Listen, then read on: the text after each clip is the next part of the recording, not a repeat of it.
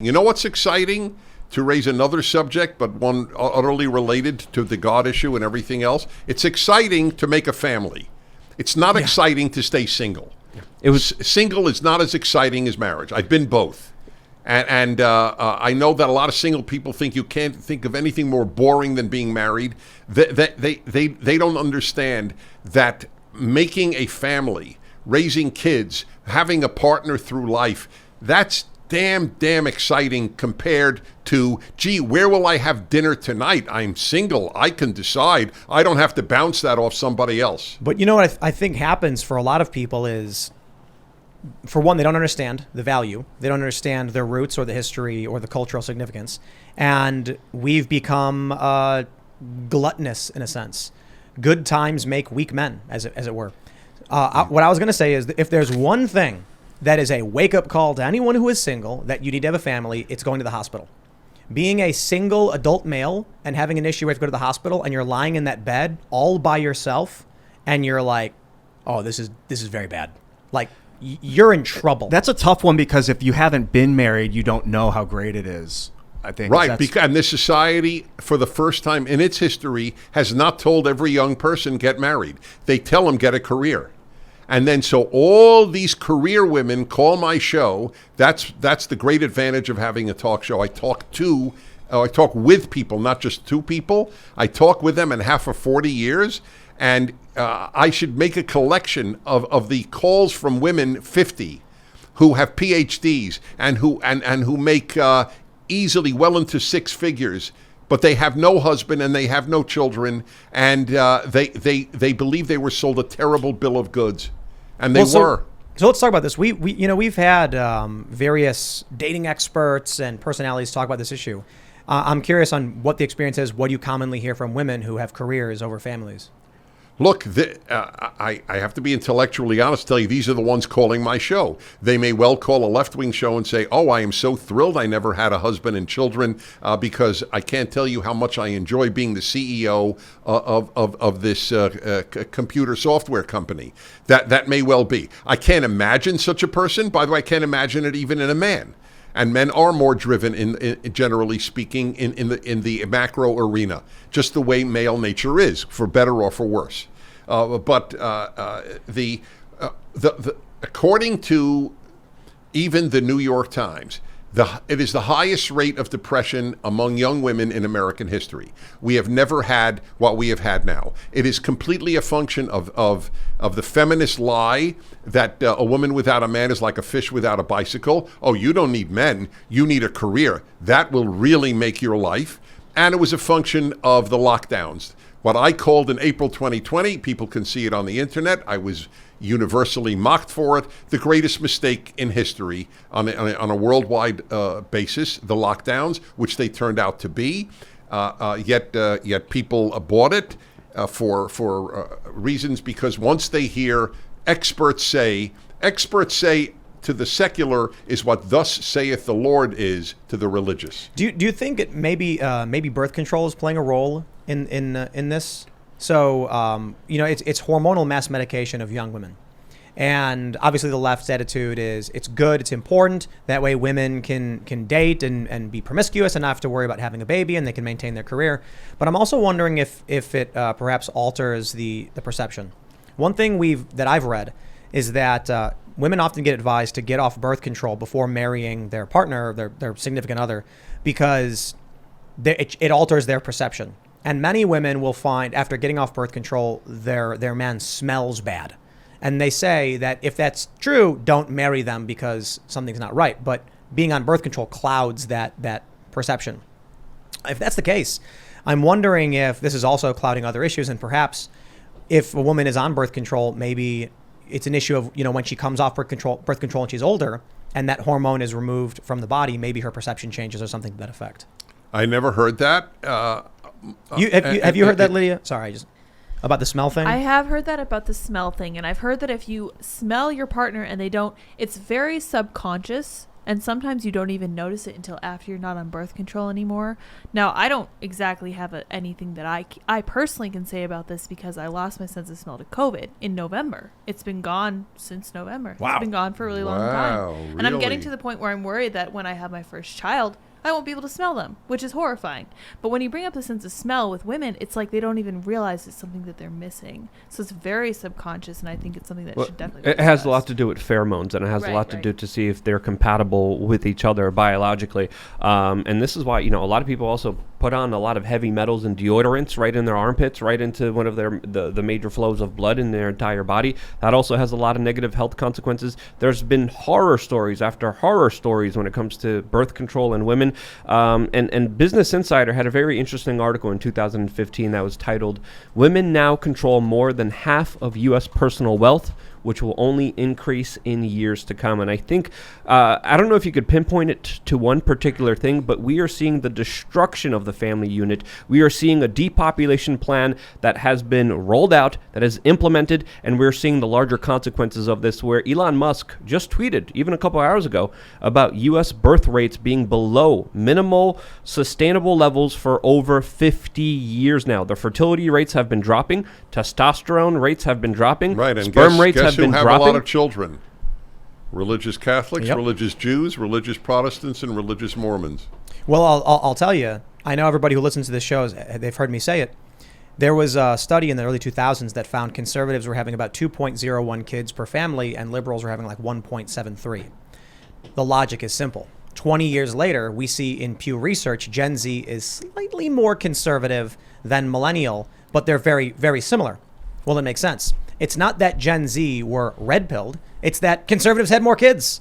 So if you get 100 conservatives and 100 liberals, and the liberals only have 70 kids out of the 100 parents, and the conservatives have 100 kids, you take that 100 conservative kids and 70 liberal kids, put them together and poll the 170, and you're like, wow, it's mostly conservative. I wonder why.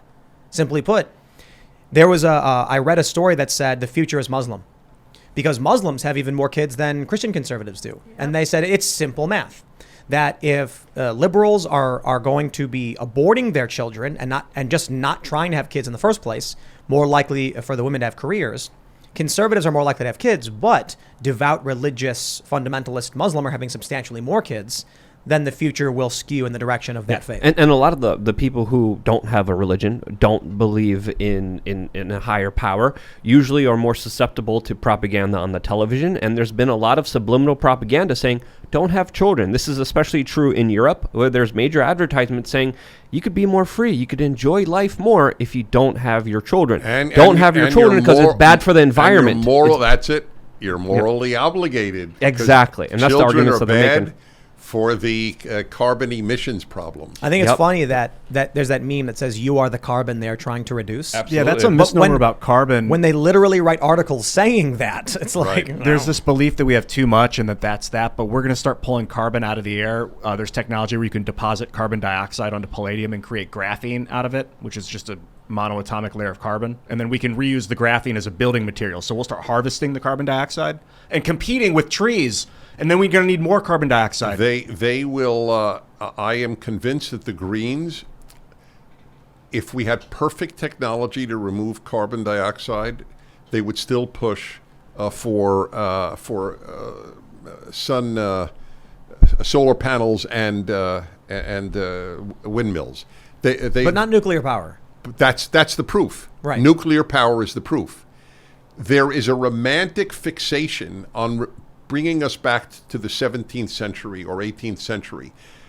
Nuclear power powers 60% of France's electricity. It is safe. It is clean. If indeed carbon is dirty, it is clean. And yet they are opposed to nuclear power. So if that, I've read about that, and you would think that they would be thrilled to know that, but they are no more thrilled about removing carbon dioxide than they are about nuclear power. Yep. They want us to use solar panels and wind power. Germany got rid of all of their nuclear power That's plants. right, because well, I have a theory, which is not meant to be bigoted, and there are certainly exceptions, but my theory is Germany is always wrong. No. When Angela Merkel did that, she just fed my belief Germany is always wrong. Well, they were really hoping to be dependent upon Russian gas and oil. So Isn't here that we are. beautiful? If I could ask you, because you said you traveled in a lot of Eastern European countries, if you don't mind me transitioning here, what do you think of what's happening in Ukraine right now? What's your perspective from everything, since there's a mainstream media establishment push from one perspective, but it's a very complicated situation? So I don't think it's as complicated as a lot of my fellow conservatives think it is. Russia did something evil in invading Ukraine. You can think things through to the end. Is the Ukrainian government corrupt? Okay, if we don't defend the independence of a country because the government is corrupt, we will never defend any country. Government is corrupt almost by definition because power corrupts and absolute power corrupts absolutely, as was said by Lord Acton in the 19th century. Tends to corrupt absolutely. Oh, is that what it said? Tens? Yeah, tends I thought corrupts. All right. Either way, I take a look by it. I am curious. I want to quote it correctly. Either way, it's accurate. Look. This. What we should do is a separate question from the moral one. Remember, I think in moral terms. The invasion of Ukraine, the obliteration of its independence, or the attempt to do so, is evil. If that's not evil, then why was Germany's invasion of Poland evil? So Lord Acton said, "Power tends to corrupt, and absolute power corrupts absolutely." So I got the second part right and the first part wrong because I dropped tens from the first part. And I think I was assuming the tens was on the last part. Right. So we both got one part wrong. So what do you think about the 40 billion and now today the additional 1 billion that's going to Ukraine as of today? Right. So that's a very fair question.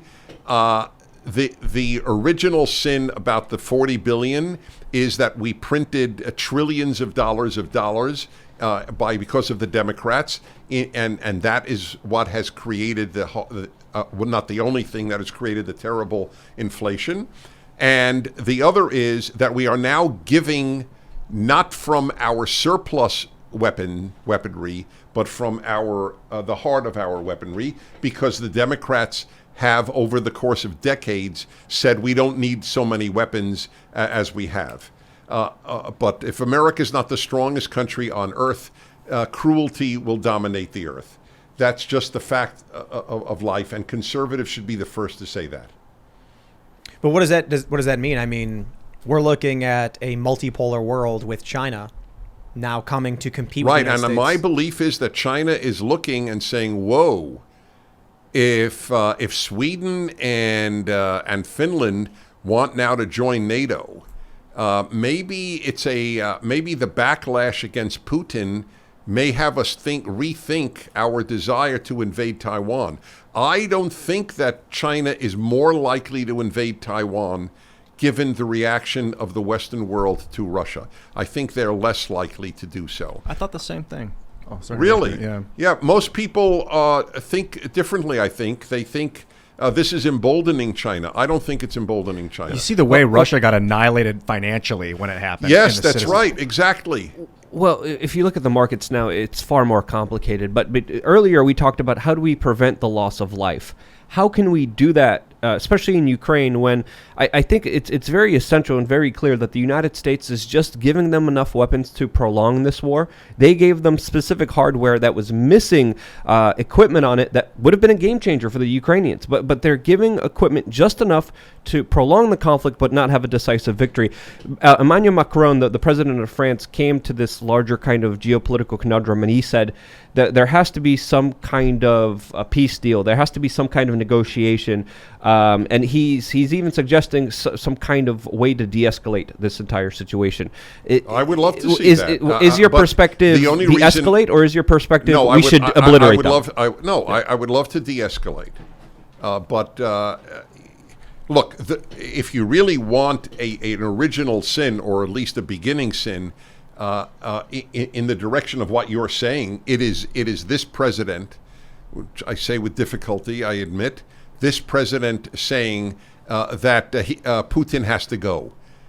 You have put Putin in the place of, I have no choice but to win. But But for the New York Times and the entire elite of this country, there is no sin Biden can commit, because any Democrat is better than any Republican. And by the way, I believe virtually any Republican is better than any Democrat. So I just want to make that clear. I think the Democrats are ruining America. They think Republicans are ruining America. That's why we may have a civil war. That is correct. That was your original point of our dialogue here.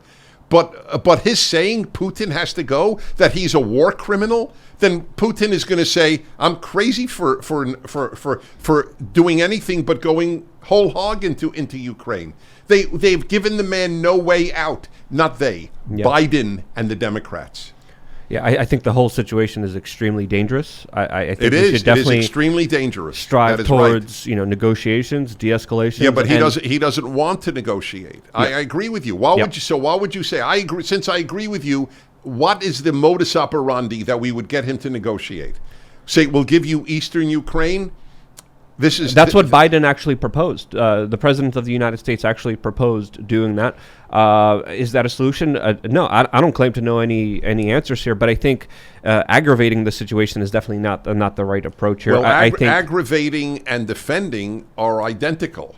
It depends. You it always depends. aggravate a situation when you arm the victim. Well, if we're going to be doing something here, we should do it decisively, not to prolong a proxy conflict. Well, I don't know. Well, there's been specific military munitions, especially when it comes to the howitzers, that are missing key GPS components that would change the game. But the United States is not giving them that. So that to me, I think this is, again, a very complex issue.